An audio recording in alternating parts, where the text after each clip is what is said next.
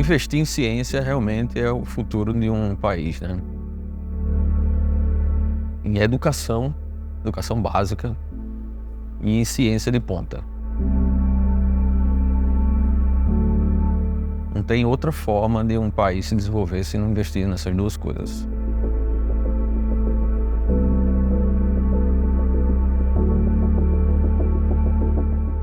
Eu, desde pequeno, queria responder uma pergunta. Na realidade, eu queria entender uma coisa: como é que os átomos funcionavam? E sempre fui atrás, né? No colégio, sempre me inclinando para a área de química, porque no ensino médio, átomos são assuntos de química. Então, era ali que eu me encontrava. E também, ao mesmo tempo, eu gostava muito de programar.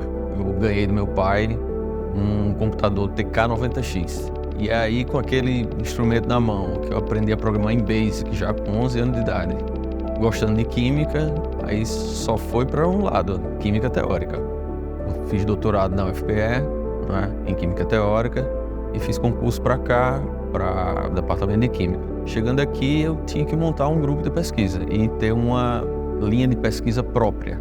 Então, na época do doutorado, eu já tinha visto uma vertente que eu poderia trilhar, era justamente aplicar os métodos que eu tinha desenvolvido lá em sistemas biológicos.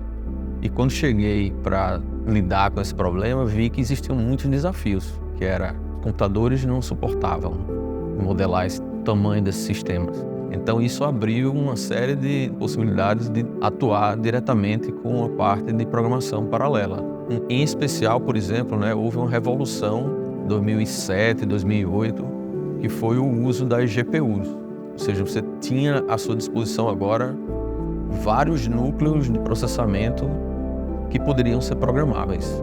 E aqui no laboratório a gente percebeu isso e já tornamos nossas pesquisas, aproveitar essa revolução do hardware. Então, nós fizemos uma implementação num software famoso, da área de química teórica, o MOPAC, e aí nós continuamos a fazer implementações em outros softwares e até desenvolvendo nossos próprios softwares paralelos, Então, o grupo aqui foi formado basicamente dessa forma. Eu tentando encaixar as peças para superar esse desafio. Sair colocando pessoas chaves em problemas específicos, para desenvolver uma parte, para desenvolver outra parte, até chegar na configuração atual que a gente está agora. Quase todos os nossos trabalhos a gente desenvolve algum algoritmo, implementa ou desenvolve algum software. Nós estamos aí na era da inteligência artificial e os químicos vão ter que lidar com máquinas. Então eu acho super interessante, despertar para um estudante de química ter a habilidade de programar computadores, porque isso vai ser necessário. A área de química computacional, ela envolve tanto o desenvolvimento de métodos teóricos, a programação desses métodos, como o uso dos softwares que são produtos das implementações que os pesquisadores fazem.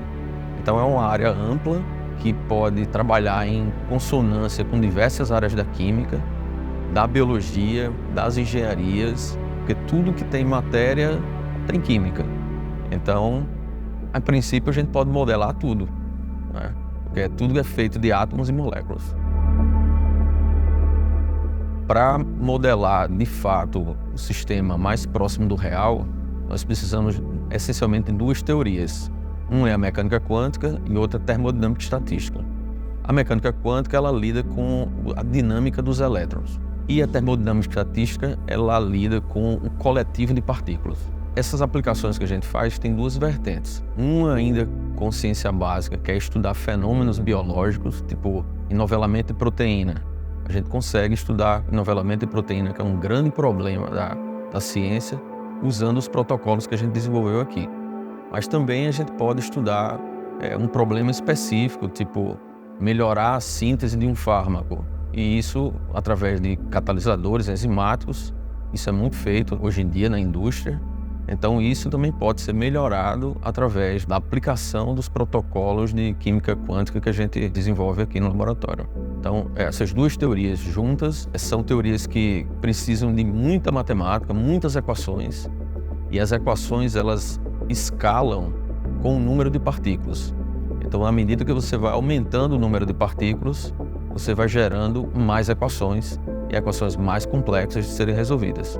Por isso que precisamos de computadores rápidos, programadores eficientes para extrair o máximo de performance de cada sistema computacional.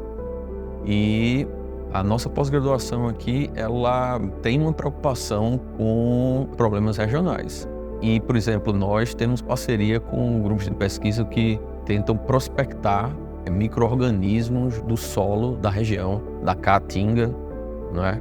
Que tem milhões de micro-organismos lá que produzem diversas substâncias que podem ser antibióticos, podem ser novas para a cura do câncer, podem ser novas para a cura do problema de coração. Então, existem grupos realmente voltados e com preocupação para desenvolver realmente produtos que venham da nossa região aqui.